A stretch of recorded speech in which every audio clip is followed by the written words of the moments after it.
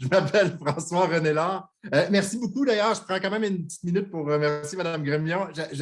J'ai vraiment apprécié votre présentation, à la fois le parcours de la combattante, le parcours de la chercheure qui a à entrer dans un milieu, les images avec le petit prince et également toutes les réflexions que cela a suscité. Je suis ravi d'être parmi vous. Je suis ravi que la technologie fonctionne et je remercie Chantal Royer de m'avoir épaulé dans mon souci technologique. Bon, je reprends mes sens. Je m'appelle François-René Lard, je suis doctorant en communication sociale à l'Université du Québec à Trois-Rivières.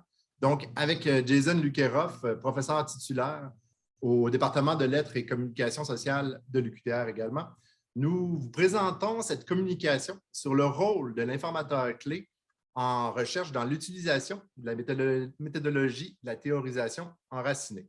Prendre mon souffle. Donc, on l'a vu hier dans les conférences, l'informateur clé est celui qui conduit dans une recherche en sciences sociales le chercheur à son terrain. Dans cette communication, nous présenterons en quoi le rôle de l'informateur clé revêt un caractère singulier dans le cadre d'une étude en méthodologie de la théorisation enracinée. Après une brève présentation de cette approche méthodologique, nous allons par la suite exposer 3 caractéristiques illustrant ce caractère singulier en MTE. Donc, en MTE, l'informateur clé est considéré comme une source de données, comme un guide sans destination précise, mais également comme un participant appuyant le chercheur dans ses démarches, sollicité à toutes les étapes de la recherche. Finalement, nous allons décrire certains enjeux soulevés par la singularité de cette relation entre le chercheur et l'informateur clé en MTE. La méthodologie de la théorisation enracinée, ou de son petit nom, la MTE, est une adaptation francophone de la Grounded Theory de Glasser et Strauss, proposée en 1967. Elle s'oppose d'une certaine façon à l'approche hypothético-déductive qui privilégie en fait l'élaboration ou la vérification ou même la corroboration d'hypothèses.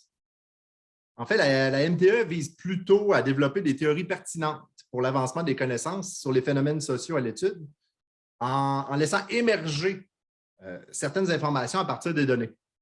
La visée des chercheurs en MTE est bien d'enraciner la recherche dans le monde empirique.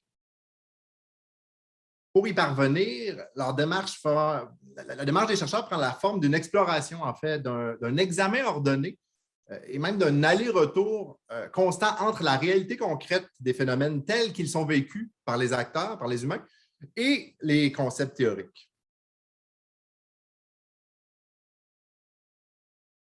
La réalité sociale, selon les prémices en fait, de la MTE, peut être étudiée à travers le sens qui lui est donné par les acteurs. Cette conception de la réalité et de la construction de la connaissance s'est influencée par l'interactionnisme symbolique. Cette perspective selon laquelle les acteurs sociaux interagissent avec les objets ou les structures sociales en place qui les entourent en fonction du sens qu'ils leur attribuent. Ce sens n'est pas toujours le reflet exact de la réalité puisqu'il est le résultat d'un processus interprétatif.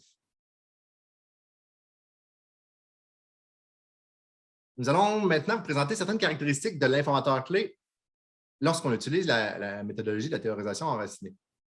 En premier lieu, selon Glasser, all is data, donc ce qui signifie que toutes les données sont potentiellement pertinentes pour le chercheur. Les rencontres informelles, les notes prises durant les entrevues, les notes d'observation, les résultats de d'autres recherches, des données en provenance de journaux, des correspondances épistolaires.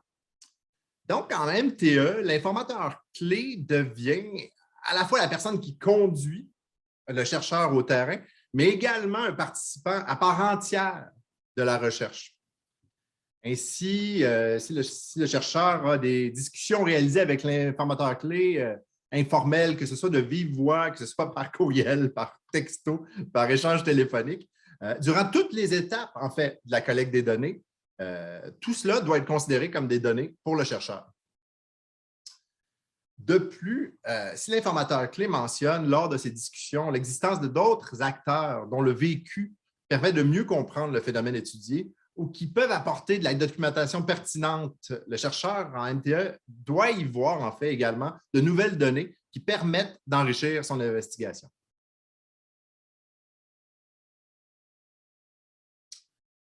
Le chercheur hypothético-déductif établit dès le départ la structure délimitant la conduite des étapes de sa recherche. Bon, il va baliser a priori les pourtours de son terrain d'étude. Il sait, je veux aller, je demande à l'informateur clé, je veux aller là et j'ai des attentes claires sur ce que je désire ou non observer.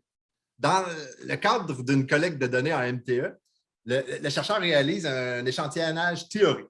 Pour Guillemette et Lukeroff, les échantillons qui découlent de cet échantillonnage théorique-là sont des situations dans lesquelles les chercheurs peuvent collecter des données théorisables, c'est-à-dire des données qui permettent de toujours mieux comprendre le phénomène plutôt que de simplement le documenter.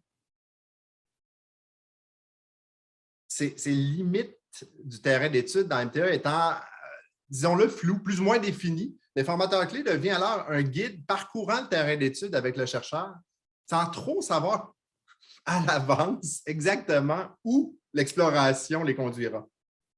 Le chercheur s'intéresse donc à l'ensemble des propositions de l'informateur clé, ils marchent ensemble en fait, et fait des choix au fur et à mesure qu'il avance dans son processus de recherche.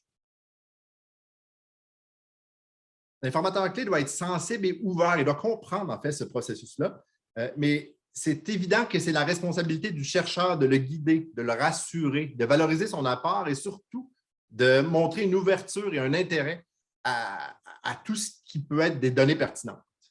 Comme le chercheur en MTE et avec son aide, l'informateur clé, lui, de son côté, doit adopter une posture facilitant la découverte et la compréhension du phénomène à l'étude. Finalement, l'informateur clé est sollicité à toutes les étapes de la recherche. Pour déployer un processus de recherche permettant de générer une théorie à partir du terrain, la démarche du chercheur en MTE emprunte une forme hélicoïdale. Cette façon de faire amène le chercheur à avancer dans son projet de recherche en faisant plusieurs allers-retours entre les données et la théorie et à revenir constamment sur les étapes déjà amorcées du processus. Donc, dans la collecte de données en MTE, la même personne peut être interviewée plusieurs fois avec de nouvelles questions. Les situations peuvent être observées à différents moments et sous différents angles. L'attention du chercheur doit être portée vers le développement et la conceptualisation et la théorisation des données extraites de son terrain.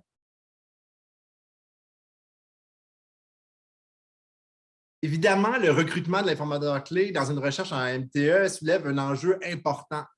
La singularité de cette démarche de recherche-là doit lui être bien expliquée d'emblée. L'informateur clé doit acquérir une compréhension fine et une sensibilité de ce que sera son rôle. Et on le rappelle, il devient un participant à part entière de la recherche. Tout ce qui va communiquer au chercheur pourra être considéré comme une donnée potentielle pour la recherche. Il doit également accompagner le chercheur en acceptant que le terrain à étudier n'est pas déterminé à l'avance, que son travail n'est pas d'aller à un endroit, merci, bonsoir, rentrer chez lui. Ce n'est pas linéaire comme démarche.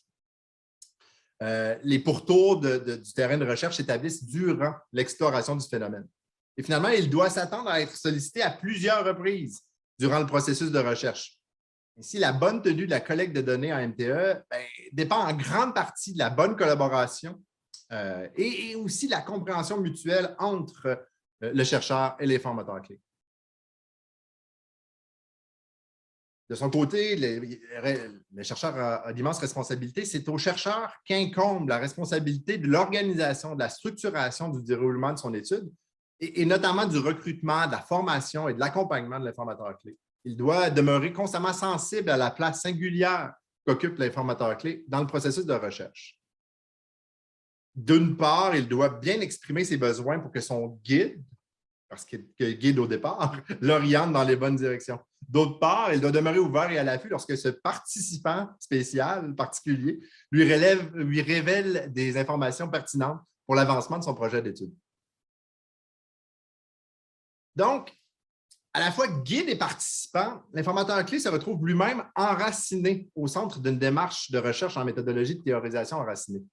Le chercheur doit, quant à lui, s'assurer que cet enracinement soit cohérent avec les visites de sa recherche. Je vous remercie infiniment de votre attention, de votre indulgence avec mes soucis technologiques. Je suis ouvert aux échanges et aux discussions.